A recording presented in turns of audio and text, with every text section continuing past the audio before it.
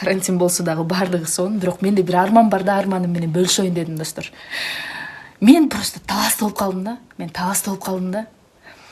Достор, мен таласта болбогондочу, ошол кыздычы эки бутун эки жакка чачыратыпчы, прогиб чабыпчы, мындайынан алып таштап элечи. Тилинчи жана ПХСМ деген сасыктар деген тилинчи 4 жакка бөлүп туруп Пачагын чыгарып таштамакмын да. Просто мен таласта болуп калдым да. Мен таласта болбогондочу тамаша. Өзүдөн чыккан өрт жаман деп кыргызда айтып койт эмеспи? Ошол себептерден эки сөздүн башын орусча бириктирип алгандан соң мен кыргызча түшүнбөйм, кыргызча үйрөт, кыргызча сүйлө деген мына ушундай кыргыз сымал инсандардан Кудай сактасын.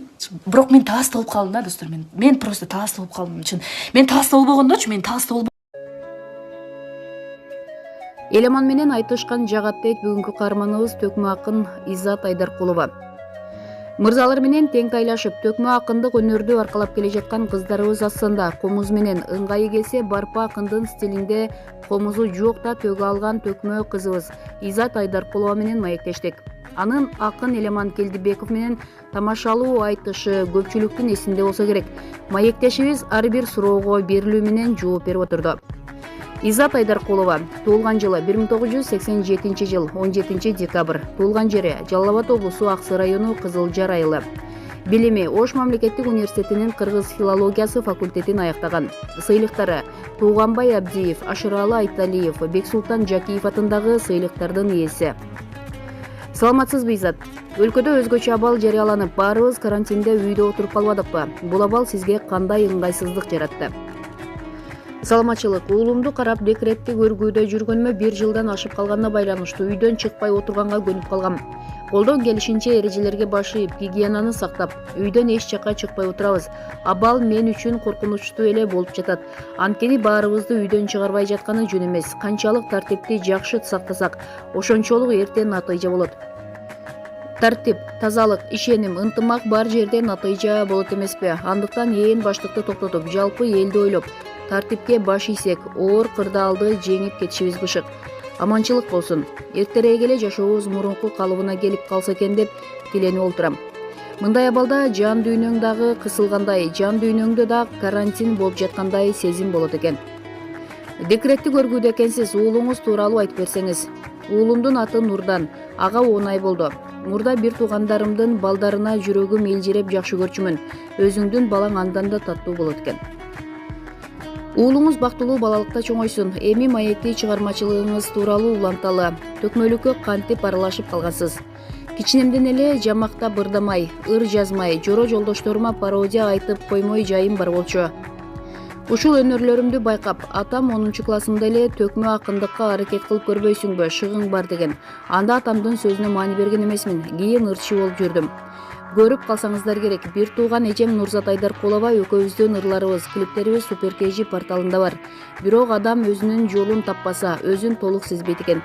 Өзүм дайыма төкмө акындарга кызыгып, алар тууралуу окуп, изилдеп жүрчүмүн. Бир ирет Нурзат эжем экөөбүз тойдон Элмирбек Иманалиев агайга жолугуп калдык. Эжем Элмирбек агайга сиңдимдин төкмөлүк жайы бар, байкап көрбөйсүзбү деп айтып калды. Ошондо Элмирбек агай менен 1 сааттай сүйлөшүп олтурдук. Ал адамдын кандай экени жообунан эмес, берген суроосунан билинет. Сен азамат экенсиң, өнөр жугушат деп коет. Айтыш фондуна кел деп чакырды. 3-4 ай ойлонуп, 2016 жылы Бишкекке айтыш коомдук фондуна барып, төкмөлүк өнөргө аралашып калдым. Кудайга шүгүр, ушул жолдо элге кызмат кылып келе жатам. Былтыр жеке концертимди да бердим. Билишимче, үй бүлөңүздө баары чыгармачыл адамдар. Баарыбыз ар түрдүү музыкалык аспаптарда ойнойбуз. Атам математика сабагынан мугалим болгону менен ыр, обон жазат. Кээде жамактап мени менен айтышып тагылат. Көп жылдар айылда комуз ийримин жетектеп жүрдү. Апам үй кожойкеси. Алда макалдатып, куудулдантып сүйлөйт. 8 бир тууганбыз. Гүлзат, Бермет аттуу эжелерим азыр атамдын жолун улап, комуз ийримин жетектеп келатышат. Талант байкем комуз чабат. Нурзат эжем ырчы, Айзат эжем тикмечи. Биздин сахнага кийген кийимдерибизди ошол эжем тигип берет. Иним мектепте музыка сабагынан мугалим. Бир байкем айылда мал чарбачылык менен алек. Төкмөлүк өнөр кошо төрөлөбү же үйрөнүп алса болобу?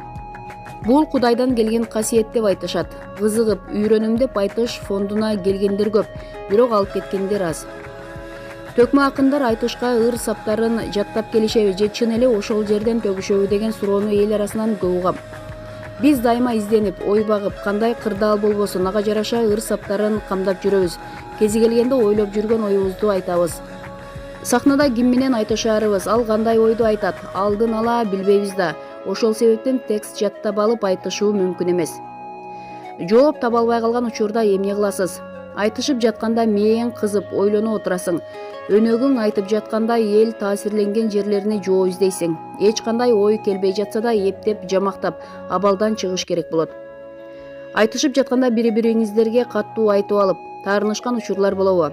Болот. Чыгармачыл адамдардын жүрөгү назик болот. Кээде курчтукка, жаштыкка салып, мен да каттуу айтып алган. Айтыш бүткөндөн кийин кечирим сураган учурларым болгон. Кээде тигил адамдын айтышта боло берет дегени менен капа болгону байкалат. Канчалык каттуу сокку жесең да айтышты улантышың керек. Эмоцияңды жүзүңө чыгарып койгонуң жеңилгениң. Кайнасаң да, жайнасаң да ичиңде калышы зарыл. Сизди таарынтып алгандар болгонбу? Мен таарынбаганга үйрөндүм. Бизде 10 күндүк айтыш сабактары болуп турат. Ошол жерден айрым учурда жеке жашообузга чейин киришип айтышып кетебиз. Ошондо кээде жооп бербей, ырдабай кетип калган, ыйлап калган учурларым болгон. Сүйлөшүп отуруп каттуу тамашалаша кетип, таарынып ыйлап айтыш фондуна келбей койгон учурларым да болгон. Бир жолу бир акын каттуу айтып коюп, мен үйгө барып апама ыйлаган элем. Апам, анда барбай эле кой, кызым деп коет. Жан дүйнөм каалап турса кантип барбай коймок элем. Устатыңыз Элмирбек Иманалиев менен канча жолу айтышка чыктыңыз? Бир жолу төкмө келсе төр бошот долбоорунда айтышкам. Мен айтыш фондуна келгенден бери агай шакирттерге жол бошотоюн деп айтыштарга катышпай калды. Устат менен айтышуу оор бекен. Бул айтыштын алдында устатыма ылайыктуу сөз айта аламбы, кандай болот деп ойлонуп аябай толкундандым. Айтышта агай үй бүлөм, өзүм тууралуу жакшы сөздөрдү айтса, аябай жагымдуу болгон. Кубанып, толкунданып, эмоциям жүзүмө чыккан. Баары эле аябай жыргап алыптырсың го деп күлүшкөн.